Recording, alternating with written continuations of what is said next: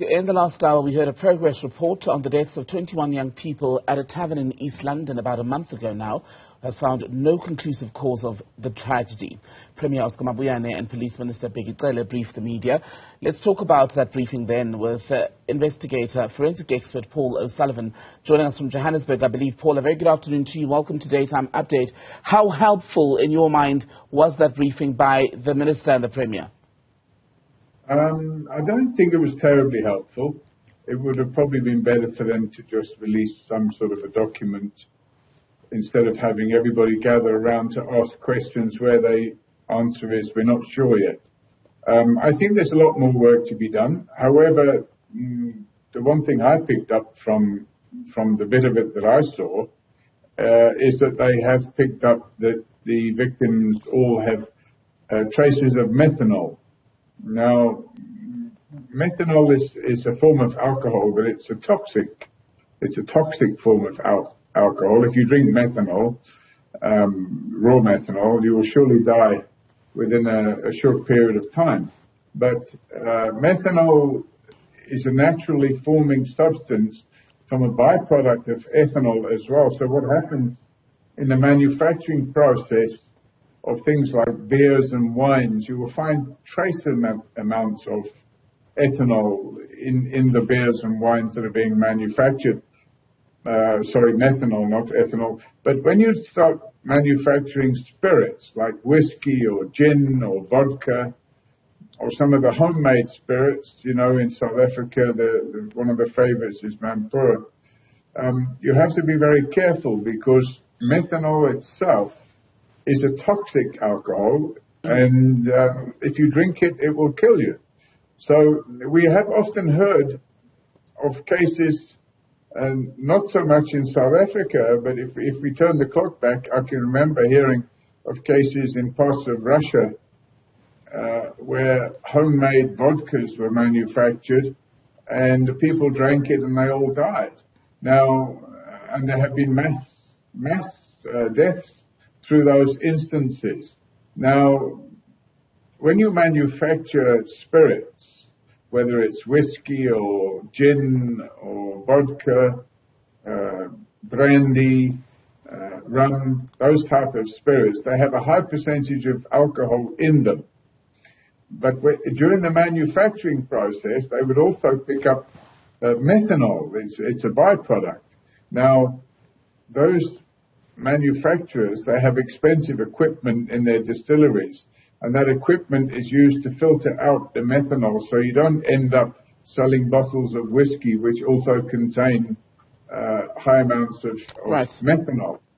Now, one of the byproducts of methanol, if you ingest it, if you drink it, is what we call formic acid. Now, formic acid itself is a toxin, and so if you ingest methanol, the byproduct, the body starts converting that into formic acid, and then the formic acid will lead to liver damage, kidney failure, nerve damage, blindness, and, well, if you drink enough of it, it will quickly bring about your death. So, would I be right to say then, Paul, from a very lay mind here, that yes, alcohol, in the conventional sense, as served in a bottle store tavern, has been ruled out as a cause of death, but what now needs to be looked at, in fact, this was confirmed in the briefing, are the methanol levels, because there have been traces found from samples of all 21 deceased. What we may now need to look into is what kind of alcohol they had to drink and where it came from. Well, I think it's not, I don't think anybody's ruled out the alcohol itself. Well, perhaps I have ruled out that alcohol itself was the cause of death, because the amounts of alcohol contained in some of the victims. I mean, I'm flabbergasted to hear that young teenage girls and boys have such high amounts of alcohol in their blood. That's another matter that needs to be dealt with. But if that alcohol was ingested in a form which is not what we would call proper alcohol, in other words, it's homemade alcohol, and there's various ways of getting homemade alcohol. Some people distill it themselves. Others make concoctions of things that they believe, oh, this contains alcohol, therefore I can drink it. Methanol is found in substances such as cleaning products, in your wash bottles that you put into your motor car. They use methanol, not so much in this country, but in Europe, they use methanol to stop it freezing when it hits your cold windscreen. Now, because the freezing temperature of methanol is about minus 30 or minus 40 degrees, so methanol is used in a lot of household cleaning agents as well. Now, it would worry me that somebody would get hold of methanol and think, oh, we can mix this with Coke, and we've got ourselves a nice, cheap drink. What they need to establish, I guess, because it sounds to me like they found traces of methanol in all the victims, but they do not yet know what the quantity is. So when you do these type of tests, you do what they call qualitative tests first. In other words, you need to establish what toxins there may be in the body, and then once you've isolated certain toxins, you then go back looking for the quantitative measure. So you want to find out what volume of toxin per milliliter of blood was there in the body. And I think that's probably the test that they'll be doing next. Right. So with that in mind then, the qualitative assessment of the methanol levels, because traces have been found in the bodies of all 21 deceased. That was confirmed in the briefing. Is it normal for that confirmation to take this long? I mean, we're almost a month on since the tragedy. It's like looking for a needle in a haystack when you do a forensic analysis of a deceased person. And what it sounds like to me is that they've covered certain areas, and now they're moving on to other areas.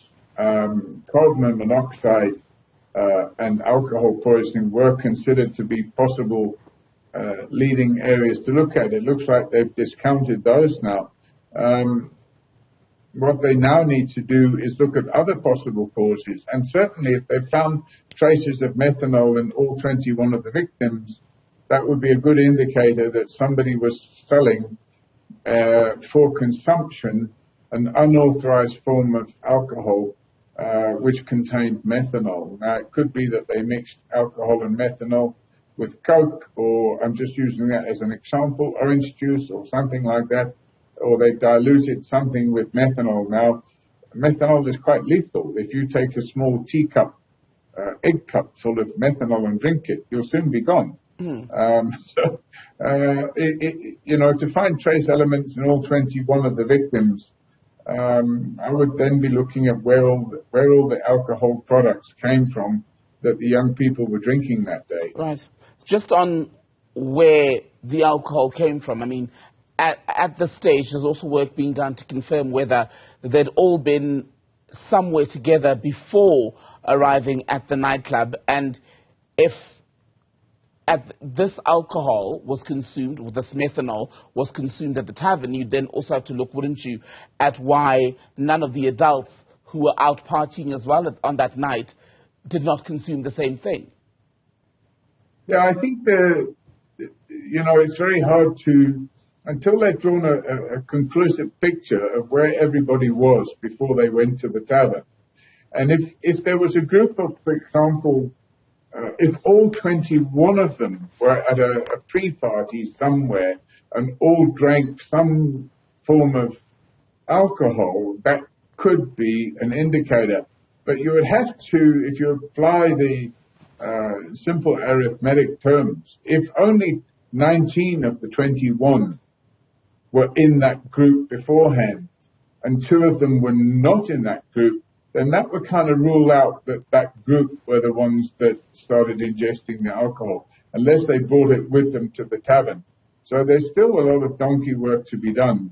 And, unfortunately, these things take time. And if you knew right at the beginning that there's a possibility of methanol poisoning, they could have started those tests in the first week and they'd have had the answers by now. But They didn't. And it's like that with all these forensic crime scenes. You start, and it's like looking for a needle in the haystack, and eventually you hit something, you say, aha, let's dig deeper on this. And I think that's what they're now doing. Paul O Sullivan, good to speak to you, sir. Thank you very much for your time today.